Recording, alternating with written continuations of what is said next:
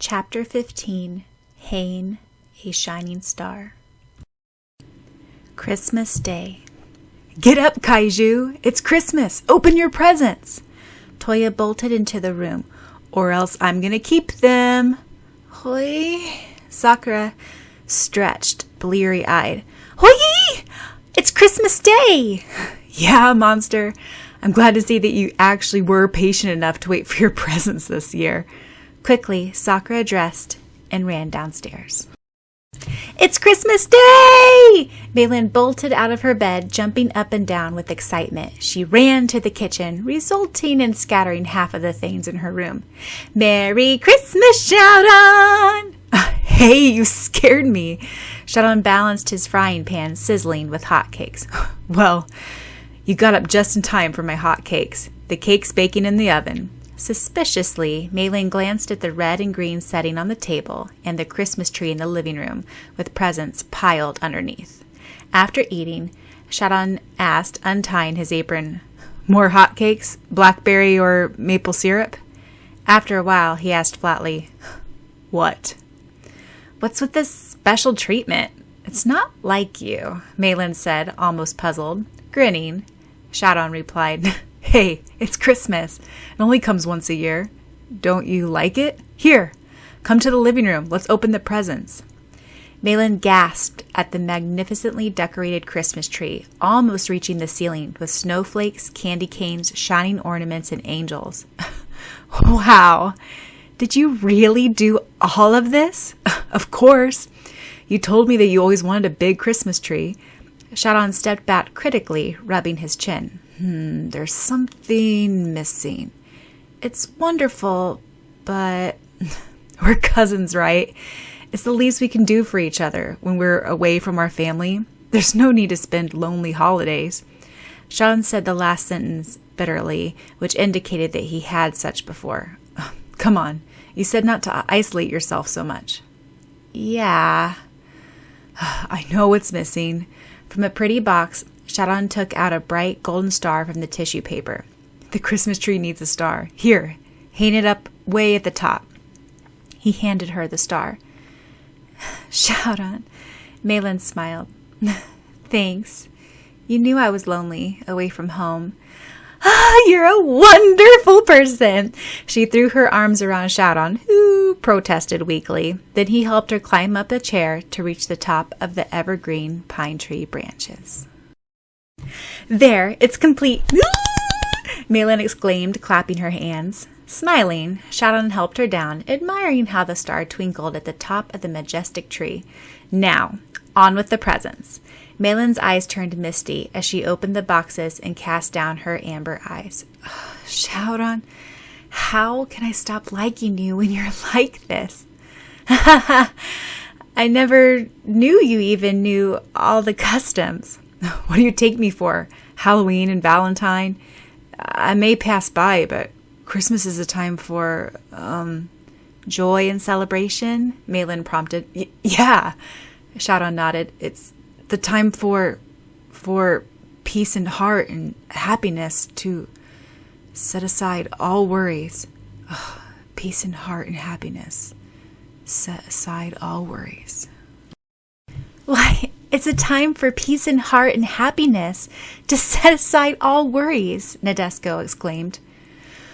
But I don't get what's the point of Christmas trees and presents, Li Ryurin insisted stubbornly. It's a waste of time. Didn't you ever have a Christmas tree or a stocking by the fireplace? No. Ryurin-san, how much did you miss out in life? Rubbing his eyes, tired, Ryurin stumbled to his door. He had been sleeping on the couch in his apartment. Who is it? He yawned. It's me. Who? Nadesco. Who else? What? Wait a minute, okay? Quickly, Ryurin dressed and ran a finger through his tousled dark brown hair, now with the long tail cut off. He fumbled and opened the door. Taking a breath, he asked, What brings you here so early? Defiantly, Nadeshko tucked her long, violent hair behind her ears and dragged in something, setting it on the living room table, clearing away books and scraps. "Ugh, what a mess," she exclaimed. I'm usually neat," Ryurin muttered. I'm just tired these days." Well, after staying up all night to search old spells and books, no wonder, Nadeshko scolded. "You're still a growing boy. You need plenty of sleep and rest." Look who's talking. "Wait, I'm not here to argue with you." Making some adjustments on the table, Nadeshko said with her emerald eyes sparkling, "See?" "What is it?" "It's a Christmas tree. What else?" On the living room table was a small, stable pot which held a sturdy pine tree about 2 feet in height, prettily decorated with candy canes and tinsels. "And this is the star which goes on the top. It's a happy family tradition to gather around and put it on the top. That is for big trees. Oh, sorry, I can only manage to bring a small one. I know this may all seem stupid to you, but I just wanted to show you the Christmas spirit and celebration." "Shh." Ryurin put his forefinger over her mouth. "So, what do I do with this star?" His eyes were a warm ocean blue that would turn any girl's heart inside out. "Place it gently on the top." "No, you're bending the tip." Nadeshko placed her hands over his large, warm ones. "Like this?" he asked obediently. "Right." Nadeshko clapped gleefully. "And now we can light all the light bulbs and it'll be so pretty." For a moment they sat back and gazed at the pretty picture that the merry little Christmas tree made by the window side, which was frosted with sugary snow. Ryurin's lips melted into a soft smile. "It's pretty." "Right? Now, open your present." Nadeshko held out a wrapped package with green ribbons. "For me?" Ryurin carefully unwrapped the package. "I can see who wrapped this," he commented, struggling with the scotch tapes and knotted ribbons. In it was a warm wool navy blue scarf with a green stripe and fringe. "Did you?" "Yeah, I made it. I'm afraid it's not very good, but it's very cold in the winter and you never dress warm enough, so I worked really hard on it. It has warmth spells on it." "Nadeshko." Ryurin gazed into her bright eyes. This feeling." "Yes?" Just thank you. It's the best Christmas present I've ever had. You can be out with all your friends and family, but..." Shaking her head, Nadeshko replied, "No, I'd rather be here than anywhere else in the world." Eyeing Ryurin skeptically, she asked, "Are you actually touched in there?"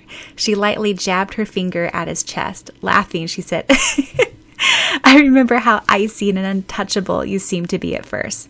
Totally inhuman." "Hey!" Ryurin cast his eyes down. "But I did nothing for you." "It doesn't matter. Just watching you find out that solitude is not the best way to spend Christmas is good enough for me." "Wait."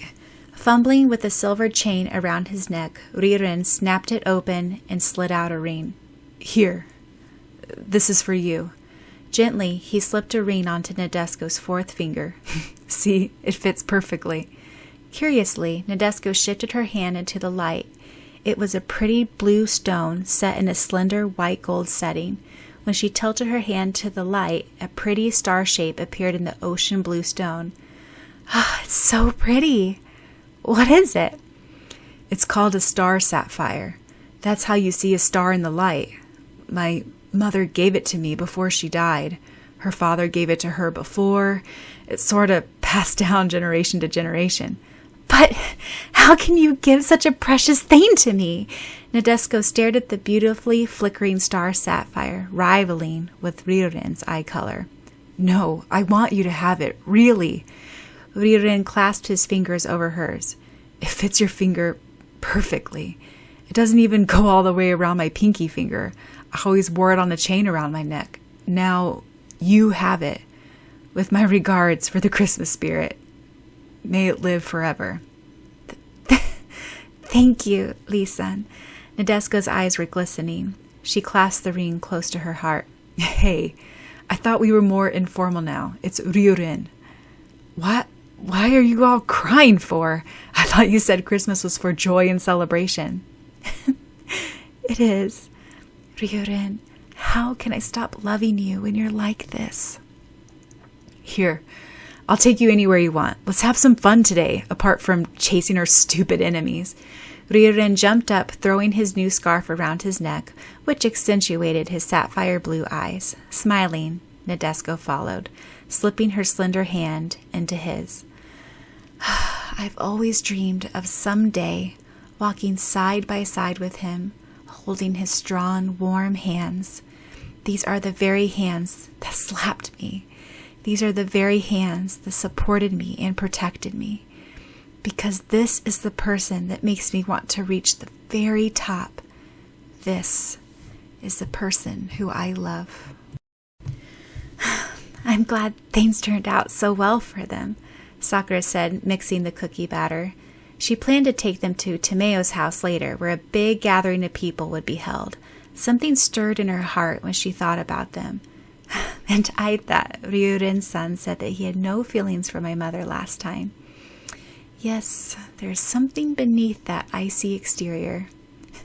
I don't get Nadeshko-san and Ryurin-san, Kira-chan commented. Yeah, I wonder what happened to the star sapphire ring. Something in my heart is ringing, like a little white dove being crushed by the heavy winter snow. I'm really happy, but something is missing in my joy. It's a really nice Christmas. If only you wouldn't be mean enough to restrict how many cookies I can have today. Kiro eyed the baking cookies, folding his arms. Oni-chan is so nice.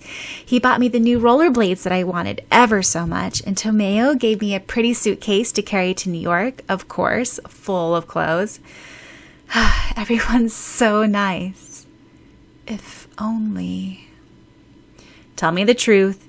You wanted to give that thing you made to someone, Kiro said, straight to the point. Not really. If only things were all right with Syaoran. Yesterday he seemed so nice. There was something about his rare smile, so that she couldn't help smiling with him. But the things were just not the same as it had been in elementary. Everything has changed. You know I don't have special feelings for you anymore, right? All those things that happened back in those days before I left to Hong Kong is the past. Christmas comes only once a year. You don't want to regret anything in years to come, Kiro-chan said knowingly. Klaus-san knew the future. He knew what was to come of people. Maybe that's why he had such a perfect manner, heedless to say that he was crooked. Well, don't keep loneliness or worry in your heart, Sakura-chan. Christmas is one time to let go of it. But I can't even call us friends. For all I know, he hates me. And it's not like I'm that friendly to him either. I don't know how things twisted so much over the years. There was a time when I thought I'd never see him again, but he came back. Except now I can't face him so innocent and carefree as I used to. Sakura fingered her eye. She was surprised that the bruise had disappeared so quickly. Yet, when she had been asleep in the infirmary, she was sure she had seen a green glow. And when she was drowning in that ice pond, Sakura, do you hear me?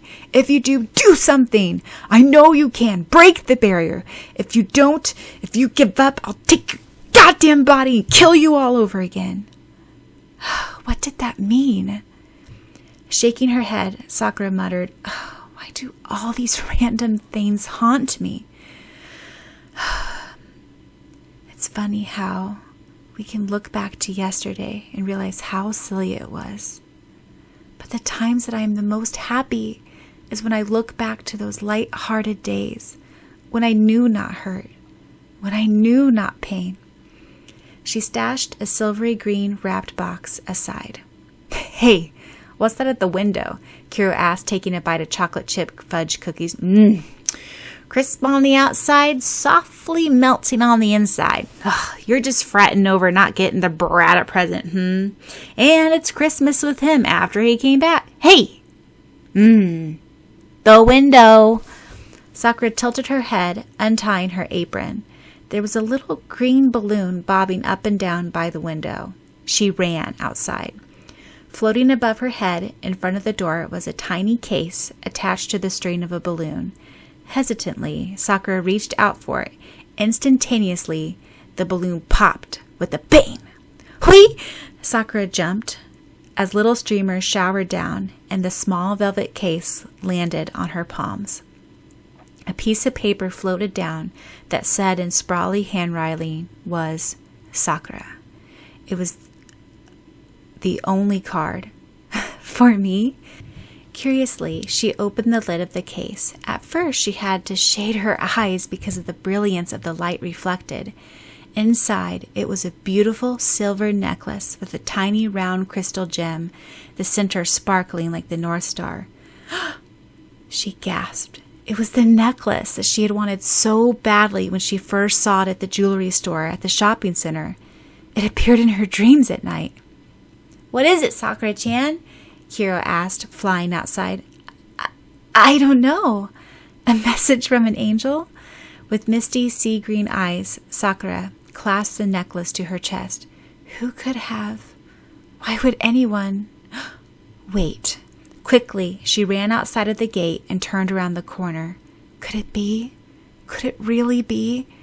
It can't be. It's not possible. She panted for breath and squinted her eyes down the lane. There was a figure bicycling off in the distance. Can it be? It must be. Sakura collected her breath, swallowing a lump in her throat. At last, she called out, Thank you, Syaoran. Thank you, she called down the long, unbending road. Pedaling even faster, Syaoran turned a bright red and shouted, Who says it's me? He wobbled dangerously near the edge of the sidewalk. Softly smiling, Sakura replied, I just know. Maybe an instinct. Well, you won the bet yesterday when we were catching the twister, so I'm keeping my promise. He turned his head back and grinned, his white teeth flashing. His glossy chestnut hair was tousled from the wind, and his forest green scarf blew like a sail. I never break my word or promises, now do I? Yeah, she stammered. But how did you know?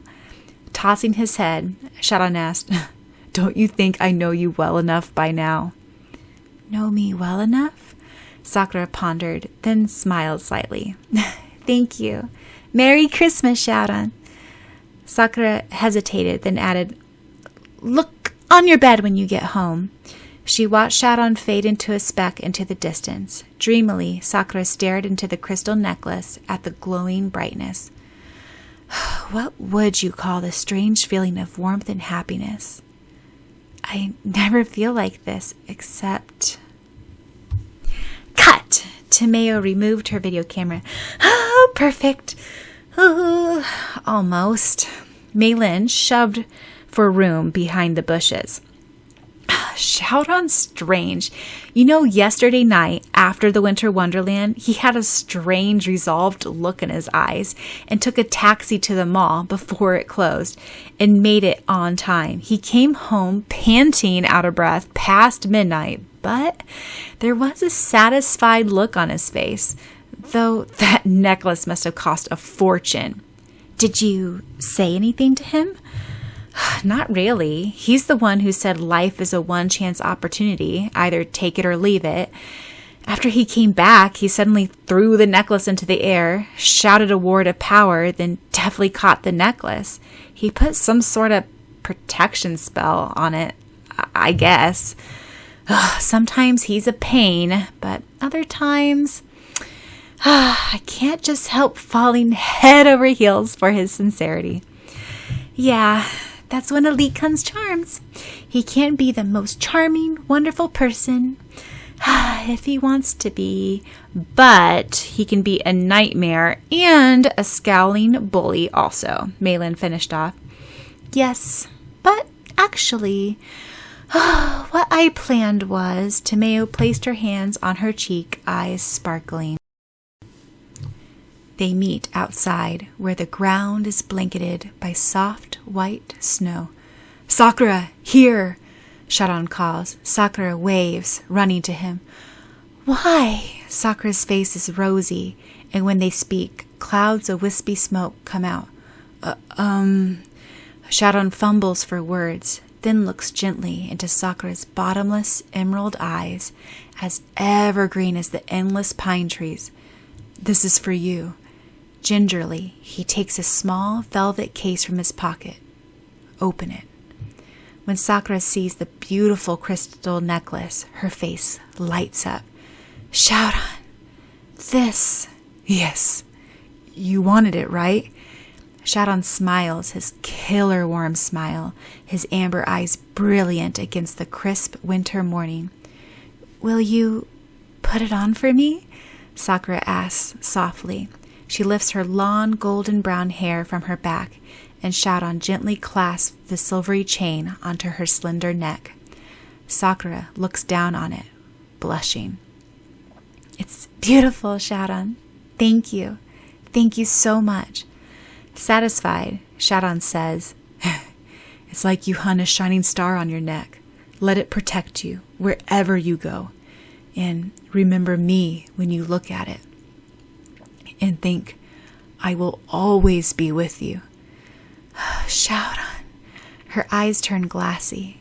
A gust of wind blows as they stare into each other's eyes. Malin and Tomeo sighed. But it's only in my dreams, Tomeo said. Those two never have much sense. Maybe someday, in the near future, I must be content with the balloon idea. Very stylish. It kind of reminds me of Saint Tail for some reason. Saint Tail? But I do worry about the New York trip. It's coming up real soon, huh? Malin's eyes turn starry. Oh, think of the great food, clothes, entertainment. Shaking her dark hair, Tomeo murmured, oh, poor Lee-kun. Think of the stress he'll get when he sees your bell. Hey! I wish everyone would stop thinking that I'm irresponsible.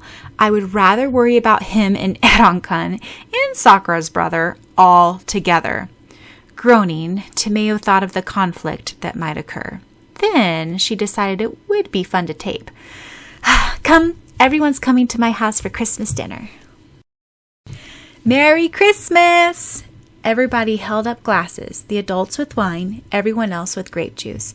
Tomeo, Sakura, Malin, Syaoran, Erika, Eron, their classmates Toya, Yukito, Fujata, Sonomi, and most of the residents of Tomeda had gathered at the Daidoji mansion. Sitting around the grand crackling fireplace, they laughed and chattered, admiring the great Christmas tree in the center, lighted by a myriad of tiny, flickering light bulbs. Gathered in a circle, people started telling Christmas stories. It came to be Fujata's turn. Come, tell us one of your stories, Father, Toya urged, the one about the angel and the man. Do, one of Fujata's colleagues urged. When he relented, everyone listened intently to his soft, carefully chosen words. There was once an angel who happened to fall onto earth. She could find no way to her road back to heaven, and she wandered through the winding streets, cold, hungry, and lonely. It happened to be snowy December day, like this one, and everyone was inside their warm, cozy homes, partying. No one in the busy streets would even bother to glance at her. At last, she stumbled and fell onto the icy ground, tired and worn, the snow piling on her frail back with given up hope. But one man came and helped her up. He carried her to his humble house and gave up his share of food. This young man was very poor and had to manage to clothe and feed his 7 younger siblings. since both of his parents passed away. Despite the humbleness of the house, she sang with her clear, angelic voice, played with the quaint children, and laughed at the man's humorous stories. Something in the angel's heart stirred, and tears came to her eyes when she had never cried before. The young man asked why she cried, but she did not know why. Though she did not realize it, she had finally found the meaning of happiness and joy. She was no longer lost and forlorn. When the young man woke up the next morning, he found that the angel was gone. The bed where she had slept was neatly folded, but on top of the blankets was a single pure white feather, and the man knew that his first and only love had been an angel. An angel and mankind's love could not happen. Several Christmases afterwards, the young man happened to spot a small white dove buried in the snow. Gently, he picked it up and carried the dove into his house. The pretty dove rubbed her head onto his head. Surprised, the man looked into the clear, sad eyes of the dove. "It's you. You've come back," he said. Immediately, the dove turned into the golden-haired angel. She whispered, "You finally found me. Every Christmas, I've watched over you in this form." Her soft eyes were misty. When it came to be time for her to leave once more, the man said, "Don't go. Stay here with me." The angel shook her head. She knew that such a thing would never happen, and the man felt that he had so little to offer the angel. With tears in her eyes, the angel left once more, and that was the last time the young man ever saw her. Fujata paused in his melancholy voice. Some people were dabbing tissues at their eyes. Timeo recorded him. Years afterwards, the young man was an old man lying in his deathbed. He had led his life humbly and wisely, helping the poor and the desperate. He was loved by the little children and admired by the adults. As his last strength was used, he saw a glorious light. His spirit rose from his body, as young and strong as ever. Gently, a soft white hand reached out for him. Then, Angel clasped his hand and said, "I've waited so long for you.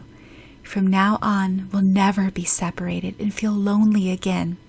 We'll be together forever." Sniffing, Sonomi muttered, "What a beautiful story." Then she glared at Fujata. Wait a minute. You're good at telling stories too." Fujata smiled. He'd always cherished the story. For Nadesco was his angel that fell from the tree. Though she was not beside him in body, her soul was always with him, watching over him. Toya grinned, knowing his father's thoughts. Nadesco had always asked Fujata to tell her the story every Christmas.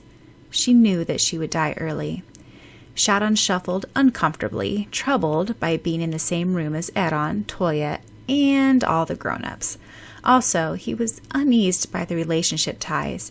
He knew that Fujata loved his wife deeply, and vice versa. Yet, whatever happened between his father and Nadesco-san, exactly what came between them to end the relationship so suddenly?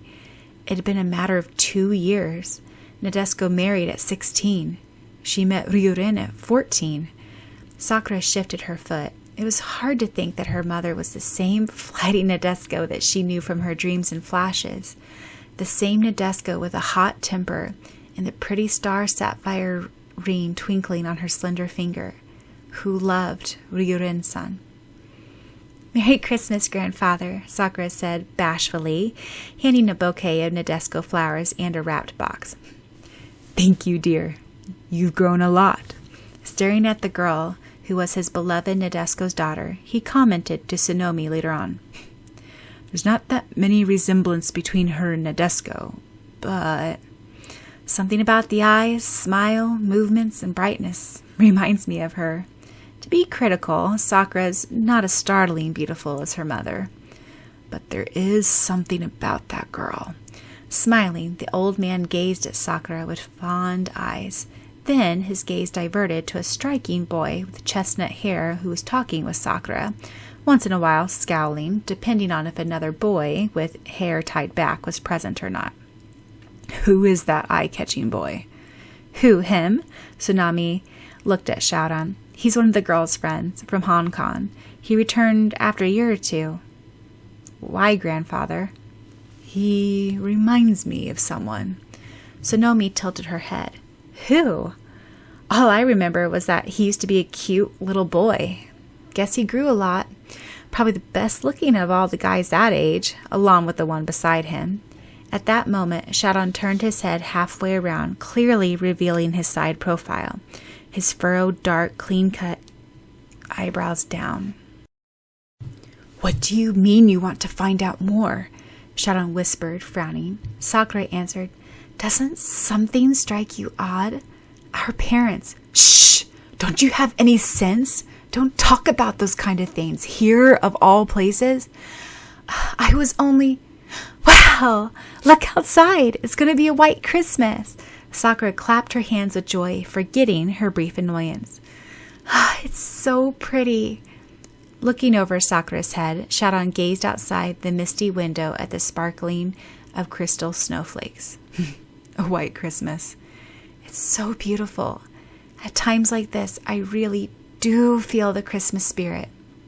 It's a time for peace in heart and happiness, Syaoran said softly.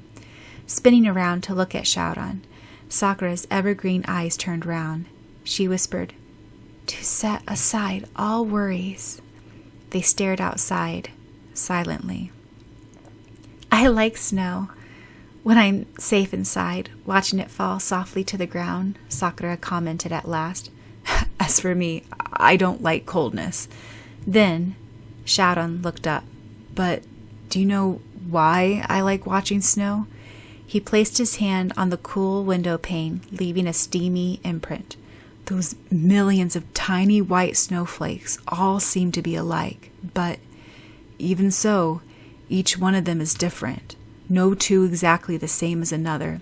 Each individual is made up of its own crystal formation to make it different, just like each person is different. For some reason, Sakura suddenly felt aware that Syaoran was standing directly behind her. Yet, they all look the same. Exactly. They are made up in the same way. So are humans. It's only a fraction of them that are different. But never mind that. Stepping back, Syaoran turned around. I too only like winter when I know that I will be sheltered. With a second thought, with the heater as well. Sakura laughed.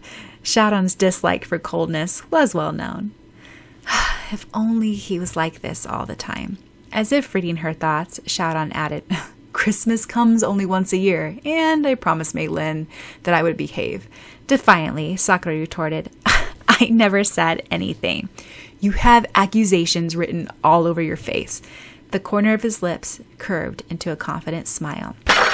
Just then, with a clash, Tsunami dropped her wine glass, shattering it onto the marble floor. That toss of the head, that aloof self-assurance, those confident, gleaming eyes under level, emphasizing eyebrows, that cool smile which so many girls fell for at her school when she was just a girl, Li Ryuren. That cold-blooded, distant, overconfident Li Ryuren. Syaoran walked away to the other side of the room. Tsunami shook her head. What was she thinking? Tomeo laughed. I think it's a good idea to have a Christmas gathering. Oh, look at all these diverse group of people gathered under the same room, celebrating. Toya-san and Lee-kun didn't even glare at each other once. Nor did Eron say anything cutting, or Chiharu-chan and Yamazaki-kun squabble. After all, it's Christmas. Sakura placed her hand on her chest, where underneath her maroon velvet party dress was a crystal necklace. Together, as the night progressed, they sang Christmas carols with clear voices, ranging from tenor to soprano, with Toya playing the piano. Tomeo's beautiful voice was distinct above the others.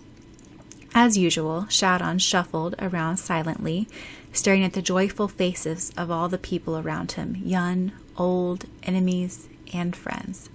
For once, he was a part of the gathering. Was this really the meaning of Christmas after all? That little warmth in your heart that glows steadily, and for once you feel at peace? For once, all your hatred, anger, confusion is pushed away, and all you feel is the season's joyful tidings wash over you. Everyone is young again at Christmas. Syaoran closed his eyes, carefully listening to the beautiful voices of the carolers. They sang one of Sakura's favorite Christmas songs, which made her heart feel secure. Everyone cheered and laughed. Sakura closed her eyes, listening to the snowflakes softly fall on the windowsill. From now on, our troubles will be miles away. No more crying, no more worrying. I'm going to be brave. Through the years, we will all be together. I don't ever want to be separated from my dear friends and the people I'm close to. Yue's destruction never occurred. I won through it. I'm never going to allow anything bad to happen. Hang a shining star above the highest bough. I'm going to always reach for the highest to get the best of me. I'm never going to give up in hardship because I believe in myself. Gah! Sakura screamed. Toya had placed his hand right in front of hers, glaring suspiciously. Oni-chan, you scared me. You scared me. You started to look like Scrooge, frowning and looking all determined. He popped a cookie into his mouth. Of course, he didn't mention that Sakura looked brave and angelic, as she thought seriously. Ah! Erika squealed. Is this noble, gracious being your brother? Erika flung her arms around Toya's neck. He's so amazing.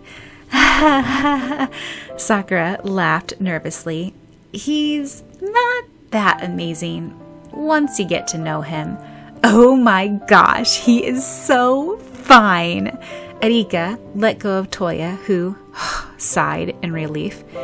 Letting out a hand, she said enthusiastically, Good evening, Kinomoto-san. If you don't mind if I call you Toya-san, right? I've heard so much about you from your little sister. She firmly shook his hand. Edon let out a sigh, slapping his forehead. I'm sure Sakura said wonderful things about me, Toya murmured sarcastically, but Erika was already observing him in all angles. To Yukito, he muttered, I never thought that there would ever be two of Nakaru. In fact, I feel like Nakaru is here to torture me once more. Yukito chuckled. What about Lee? Edon asked, crossing his arms. Oh, he's fine too, Erika added, but I don't necessarily have to idolize one person at a time, and I feel like I like older guys. They're fascinating. Then her eyes wandered to the silver-haired, graceful Yukito. Wow! Now who is this amazing person? Everyone sighed in exasperation, and Sakura laughed at everyone's dismayed expressions. Merry Christmas, everyone! That night, Syaoran found a dark green box on top of his bed. Carefully, he opened it. For a moment, he was startled. Then a slow smile spread, his amber eyes twinkling. It was an embroidery of a silver amber wolf, carefully done to the last detail, with pale flower petals blowing around it against a background of trees and the twinkling night sky and glowing moon. The fine needlework seemed to come alive in his hands, the vivid and soft colors dancing. He could almost smell the sweet scent of the sakura blossoms or the tangy night sky. The soft linen cloth was framed on a circular mahogany wood frame. For some strange reason, he felt free, all the while safe in his room. On the back was carved crookedly, "For a friend." Gently, he hung it up on the wall above the head of his bed. It served as a beautiful decoration, quite unlike Sakura's usual needle skills. He appreciated the beauty to the eye, as well as the freshness of nature. But did she also know that she had woven enough power into the thread and neat stitches through the cloth to ward off any evil that might come to him in his sleep? He could almost picture Sakura sewing away patiently for months, not knowing why she was working so hard, but pouring all of her effort in, wincing when she pricked her fingers, struggling to stay awake to finish it. From now on, our troubles will be miles away. For a friend, through the years, we will always be together, if the fates allow.